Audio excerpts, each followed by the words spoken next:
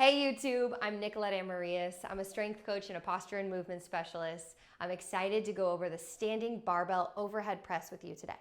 This is a primary exercise, a primary pushing exercise for the upper body, and it is the most challenging of the primary pushing exercises in comparison to, say, the bench press, incline press, decline press. The overhead press tends to be the most challenging and also the weakest.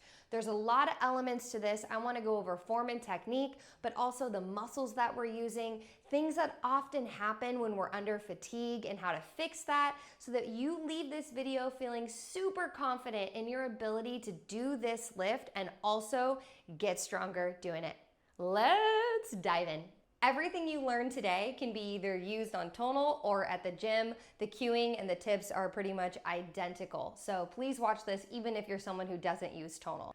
First, I want to show you how we set up the body in relation to the bar as well as our body position, and then I'll get on to tonal. So right now my bar is detached from tonal.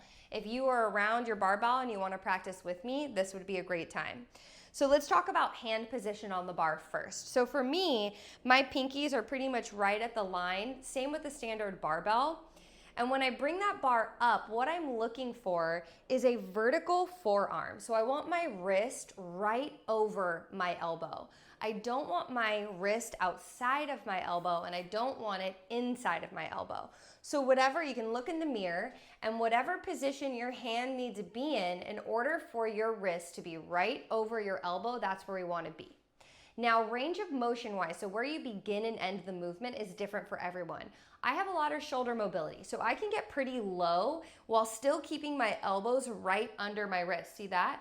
If you find that the lower you get, your elbows start to come back, that's telling you that you have a little lack of range of motion through the shoulder, and you're not going to want to bring the bar down as far. So maybe the bar stops right here, right underneath the chin. Whatever range of motion you need to stop at before the elbows start to drift back, okay? So you find that range of motion for yourself. For me, it's basically right above the collarbones, essentially. Now, as far as body position goes, I know the camera's probably not getting my feet, but just listen to me closely. My feet are hip distance and my toes are exactly pointed forward, okay? And my knees are just softly bent. Think like 10-degree knee bend. From there, think about the hips too. We don't want the hips all the way back, right? Because that's gonna put a lot of pressure into the lumbar. You want the hips slightly bent, so maybe 5 degrees, and then just a little tucking in of your pelvis. So a little bit of tucking in where like the front hip bones, kissing the rib cage, and the glutes are engaged, hamstrings are engaged. So that way this becomes a full body movement where you're fully engaged and you're not in extension, because as we'll find out later on, that happens a lot when we get into the overhead press. So let's just review. Hands in a position where they're right over the elbows, elbows pointed to the floor, and then hands and bar at a point where your elbows still point to the floor and they don't point back. Knees soft, toes pointed forward, and feet are hip distance. Okay, so today I'm gonna show you the movement on tonal facing away, but if you were using tonal, you're gonna face tonal, okay? And if you're using a barbell, obviously, you're just using a barbell, doesn't matter where you stand. So let's go over the movement mechanics now and the actual movement pattern. So in an overhead press, we start at the bottom. For me, again, it's right above my collarbones, in between my chin and my collarbones, my elbows under my wrists. I'm gonna think about pressing my knuckles up to the ceiling so that there's no bend in the wrist. If there's a bend in your wrist, think about that being like a kink in a hose. You'll cut off your power just like you would cut off the water in a hose. So wrists are up, knuckles are up and wrists are straight. From here, soft knee bend, pressing overhead just in front of the face. The bar comes up over the head, okay? So that's just the general range of motion. Let me show you a couple, and then from there, I'm gonna actually break down each part of the movement. Okay, so bar starts here, elbows are under the wrists. I want you to think about how your elbows are staying under your wrist the whole time. That means they're actually gonna point forward just slightly. They're not coming out wide like this, okay? Keep the elbows directly under the hands and wrists the whole time. So at the bottom, under the wrists. In the middle, under the wrists. Not out here, under the wrists. At the top, under the wrists. Now, where do we go at the top? The top of the movement, you want to be able to just barely see the bar in your peripheral. So I'm not going to move my head, but I move my eyes and I can just barely maybe see where my hands are, we want it to be like directly over our head, okay? So it's gonna be hard to see. We don't want it behind us, and we definitely don't want it in front. If you can have the bar in front of you when you press overhead, one, that's gonna be really bad on the shoulder. It's not gonna feel very good over time. And also that might actually mean that the weight is too light or you have a lack of mobility in your shoulders, okay?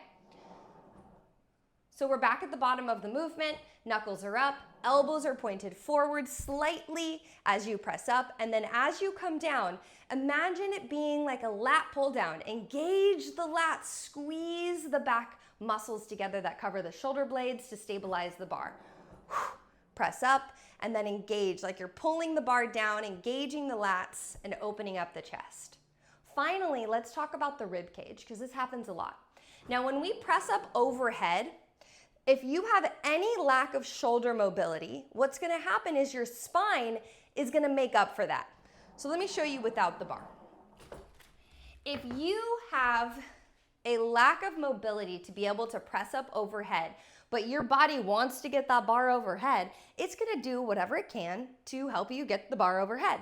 And oftentimes what that means is it's opening up and extending at the rib cage or at the spine and opening the chest up to the ceiling, because what this does is it allows the chest to help the shoulders do the exercise.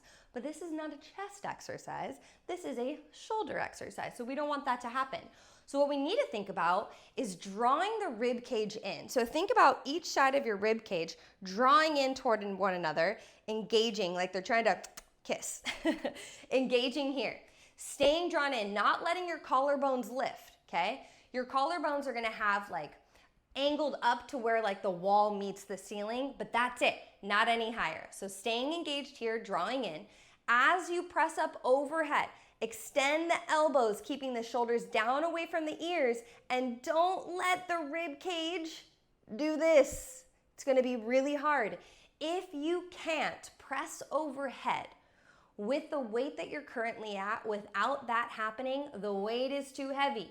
The chest is trying to help you, and we don't want the chest to help because this is not a chest exercise. Like I said, this is a shoulder exercise. So I would first take down the weight. That's okay. Shh, ego, don't worry about it, doesn't matter. We'd rather you lift less with good form and better engagement and also minimize your opportunities for getting injured, okay? So pressing up overhead. Now, what if you have a lack of range of motion and you just can't even get overhead?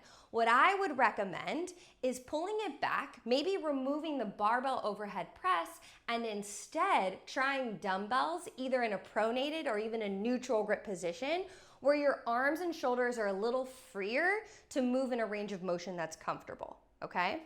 So let me show you just a couple more so that you can see a full repetition in good form. Knees soft, chest open, hips tucked in, core drawn in, and the rib cage drawn in toward one another. From here, elbows extend and they point forward just slightly to stay right underneath the wrists. Engage the lats as you come down. I'll do one more.